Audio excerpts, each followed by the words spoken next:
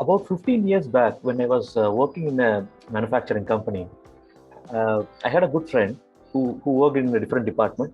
And one particular day, he had a kind of a argument or a discussion with his boss, and he was very unhappy.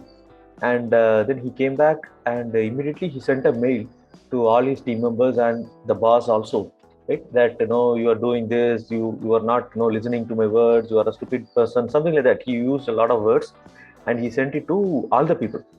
And then it was a big escalation, and then they called this person, and they were discussing. But what happened is everybody forgot what has happened really between the two of them, but everybody focused on what his mail is all about, right? Why you are used such a mail, right? There can be a lot of issues, but why you have to put it in a mail? That's what everybody focused on, right? And that particular incident became very difficult for this friend to handle, right? And have you seen some people like this, who have kind of use the email in the wrong way, right? And he get really disappointed for that particular behavior, right? We see this particular thing happening to many people because they are not aware of the best practices in emails, right? So this particular video is for people who are working in manufacturing environment or a service environment, who are working in a typical corporate setup, right, where they use a lot of emails, right? This particular video will help you in managing email in a much better way. So come, let's get started.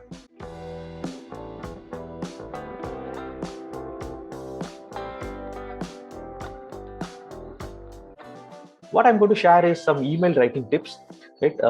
Why this is very important? Because emails are the primary method of communicating between the team members and the customers nowadays, right? And even in your corporate office, when we are discussing something, they commonly say, right? When we are discussing something, they generally say, right, put it in an email and send it to me. So emails are the most common method for communication in a typical business setup, and many people are not aware of the best practices, right? Writing an email may look like a simple task, but what if the other person took it in a wrong way, right? You may be giving some suggestion, but the other person thinks that it's like an order, or that he or she may think that you have miscommunicated something, so they become upset, all those things. So there is always a possibility in that way. So this particular email writing tips will help you in writing better emails. So we'll start with the subject. The subject is the one which is visible at the first instance to a reader, right? Whenever I open my mailbox, I just look at the person's name, and there will be a small space where the subject will be visible. It's just the first line, right? It's just one line. It's just one line, which is visible for the reader. So this will actually decide if the receiver has to open the email or not, right? Many times have you seen the spam mails, right? Click today, don't miss this, all those things. Why they are writing like this? Because they are creating an urgency, or they are trying to make the receiver open this particular email. Many people I have seen, they are leaving the subject lines empty. There will not be anything in the subject line, right? Don't do that. Write the small simple subject line which is very precise, and it helps the reader to open that email. For example, if you are applying for a job, you can say this is an application for the job, or resignation, or you can write key points discussed in the meeting, right? Like that. So keep it short and precise so that it helps the receiver to decide the importance of the mail. Also, don't put all the mails as important, right? There is an option where you can say this mail is important. Don't put everything as important, right? It doesn't convey the right message. So the subject line should very clearly convey the purpose of your writing. You can say, I want to discuss this particular topic on this issue, or you can say request for recommendation on this particular thing, like that. So it has to be very short and precise and concise. Next, we are coming to email body. The email body is where you type the message, right? And you can always start by addressing the recipient by by saying hello, Mr. this person. In India, we have seen very common is the dear sir or madam. But many companies, corporate companies nowadays, they say don't use this. This is kind of a cliche now. You can use the first name itself or the last name. In many companies, they use the last name also. If you're writing a mail to a person for the first time, you can always introduce yourself by just giving one or two lines about you. Don't write a big paragraph about your accomplishments, all your life history. Just be very clear. One or two lines is enough. and the body of the email should elaborate the purpose of the email. Again, don't make big paragraphs. Keep it very simple.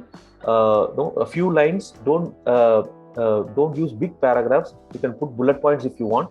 Keep it as focused as you can. Nobody wants to read a big novel. Right? You want to keep it between 3, 4, 5 lines of text.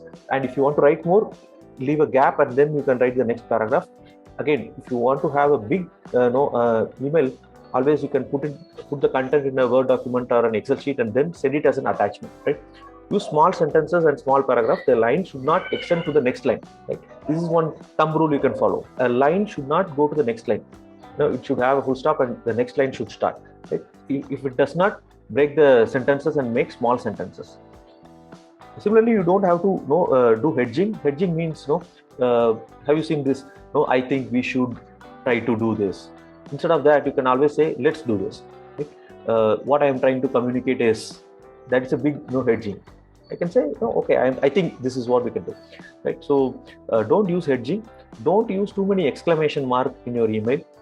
Similarly, don't be very casual in your email. Right? Be very precise. Don't wander too much. Whatever you want to write, you can write it in a very simple language so that the audience can understand what you are trying to communicate. And you can always avoid cliches like, please find attached, thank you in advance, looking forward to hearing from you, please do the needful. I have seen many emails in India specifically, they write, please do the needful. Right? What is that needful? We don't know. Right? So these are all things which are like kind of old school. So you don't have to write that. Right? And you can also, finally, at the end of the email, you can say what the reader should do now. Right? Now that you have given this information, what is that the other person should do? Right? Can we meet again next week, Monday, at this particular time? So that it's easy for the person to decide. Right? Don't leave the email open-ended. Right? At the end, ask them what is that you want them to do. Just mention it very specifically so that it's easy for them to take action. Right? If I ask, can we meet again next week, Monday at 10:30 p.m., then the other person will say, okay. If he is not convenient, he will say, okay, can we meet instead of Monday on Tuesday? Right? He's going to give you some other alternatives. Right? If you just leave it, giving the message and just leave it as it is, the other person, what should he or she would do? Right? So always end it with what is the response you want. Right? What is that you expect from the other person? That should be very clear.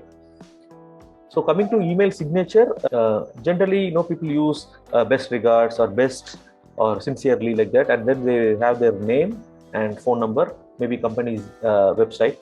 And if you are planning to send an attachment, if you have mentioned in your email that, I have attached this particular document, don't forget to attach. If you're using Gmail, there is an option. Gmail nowadays gives you this alert. Right? If you have put something in your mail as attached, and if you're trying to send it without attachment, Gmail will give an alert saying, okay, there is no attachment. Do you want to attach it? So that's a good, nudge, or I would say mistake proofing, in our words. So that is there, but I'm not sure whether it is available in other mail service providers. Don't put your company's logos or big images as a signature, because the other person, what will happen is the person, this image will not get downloaded, and it will become like a small empty box in that particular area. And also, generally people use this, do not print this email unless it is required, and then they put a tree photograph, all those things. And sometimes there will be sometimes there will be like 10-15 lines of legal things which are there in the email. So those things, if it is necessary, please have it, otherwise you can leave it. And try to use same font throughout the email, same size, without any major formatting, so that it's easy for the recipient to read the email. And now we come to some don'ts. Right? I have listed about 12 things which you should not do in your email. One is having very funny, or I would say, inappropriate emails in your workplace. For example, babygirl@gmail.com, beerlover@gmail.com, like that.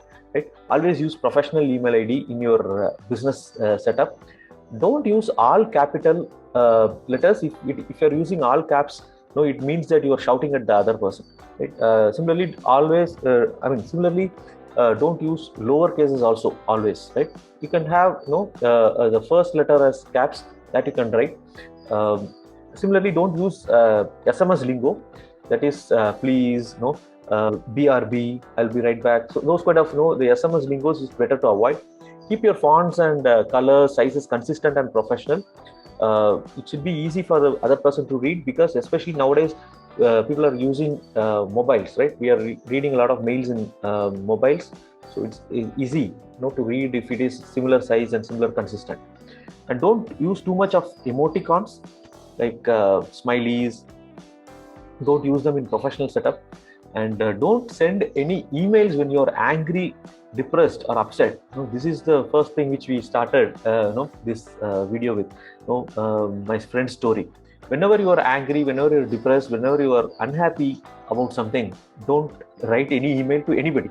Just keep quiet, right? After you are okay, after you are normal, then you send a mail. Maybe you can take 1 or 2 days and then you send an email. Don't write anything and send it to somebody when you are angry or depressed. Similarly, don't complain about a particular person in a group email, right? When you're sending a mail to like 10 people or 20 people in your team, don't complain about this particular person. He's behaving like this, he's doing like this, I'm not comfortable working with him, something like that. Don't put it in a group email, right? And when you want to convey something like this to your top management or your immediate boss, you can always discuss in person.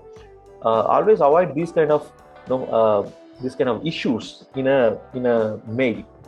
And the next one is don't use BCC in emails. Many people I've seen use BCC to hide the other persons. The other person, the RTA recipients don't know who are the other persons to whom this mail has been sent. So that normally in a corporate setup, people don't use it. Don't use that. Similarly, don't copy mails to all the people in your organization. Only to people who are relevant to the conversation you can have a copy. Otherwise, don't just send to all the people in your network. And many times what Google nowadays do is, if you're sending to too many people, it always starts marking your mail as spam. So from the next time onwards, it doesn't go to the inbox, it may go to the spam folder. So keep it very relevant and send it to only the people who are relevant to that conversation. And try to keep your messages short and concise. Don't take it more than 5 paragraphs. If you want to write more, always have a Word document and attach it. And edit and proofread before you hit send. This is one important thing, right? Don't send it with some grammar mistakes, spelling mistakes, and all that, especially in a professional setup, right? So these are all the things which you can avoid in your emails. And if you find this particular content useful, I am going to introduce a small program called Manufacturing Leadership Program, which is our flagship course, which covers everything a person wants to know in the shop floor, right? Generally in India, we see a lot of managers, engineers, and people who are working in the shop floor. They are not aware of the best practices which are required to become a leader in the manufacturing field. So what we put together is about 20 topics in a 30-day online course. It covers production, quality, maintenance, stores and purchase, lean manufacturing, Six Sigma, communication skills, human resources and factories act, safety, Excel tips, PowerPoint tips, soft skills, email writing tips, which we have seen now, telephone etiquette, and also a basic money management tips. So these are all the contents of this particular manufacturing leadership program. We have about 200 plus students in that particular program, ranging from fresh engineers to senior management level of people.